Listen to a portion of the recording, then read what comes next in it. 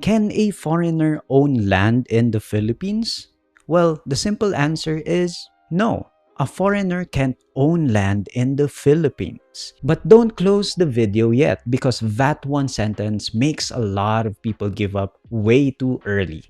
And they miss the part that actually matters. Almost every foreign client I've worked with asks me the same thing in the first 5 minutes.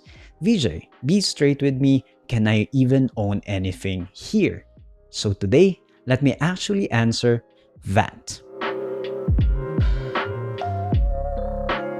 What's up? Welcome back to the channel. If you're new here, I'm VJ. I sell real estate up here in Baguio, and this question, foreigners owning property, it comes up so much that I figured it deserves a proper video, not just a quick answer in the DMs. So quick heads up before we start, this one's for foreigners with no Filipino blood. If you were born Filipino or your parents are Filipino, your situation is totally different, and I've got a separate video for that. Let's get into it. So, here's the part that surprises people. Under our constitution, a foreigner can't own land. Not a residential, not a farmland, not the beachfront property you've been dreaming about. Doesn't matter how long you've lived here, doesn't matter what visa you hold.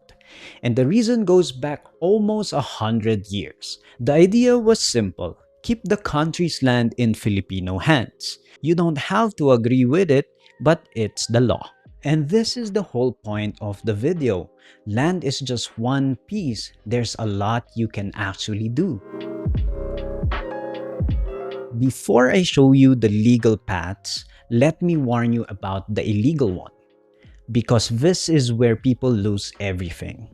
If anyone, an agent, a friend, a fixer, or whatnot, offers you a setup where a Filipino holds the title for you while you put all the money, walk away. That's called a dummy arrangement. It's illegal, and the penalty isn't a fine.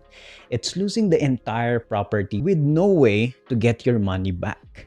I've seen people get burned by exactly this. Don't be one of them. The good news is you don't need to because the legal paths actually work. Path number one, and the one I point most foreign buyers to, is a condo. You can own a condominium unit outright. In your own name, you have the title. You can live in it, you can rent it out, sell it, or pass it to your kids.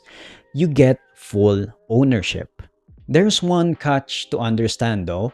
A condo project can only be up to 40% foreign owned. The other 60% stays with Filipinos. So before you fall in love with a unit, your agent should confirm that the building still has foreign slots open.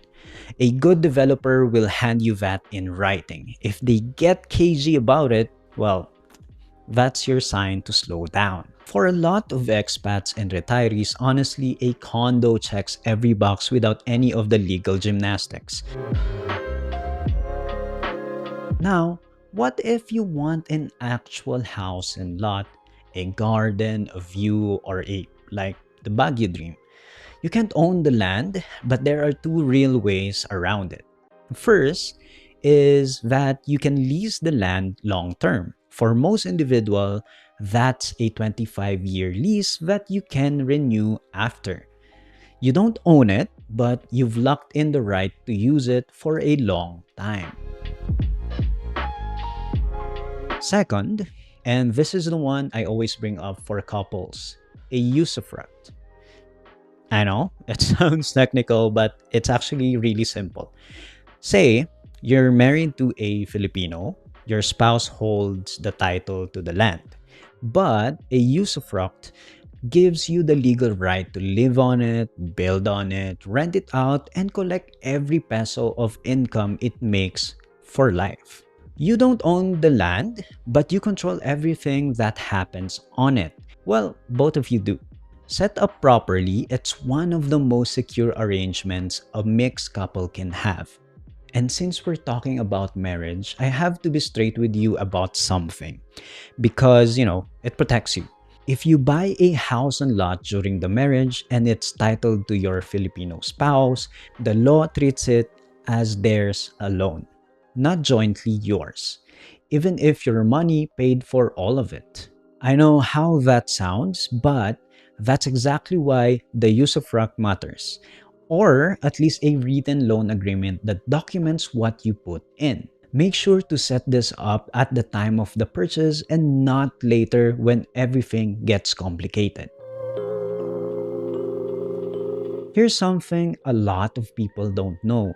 There's exactly one exception to the whole land ban, and it's inheritance. If you're a foreign spouse or a foreign kid of a Filipino and that family member passes away without a will, you can legally inherit the land.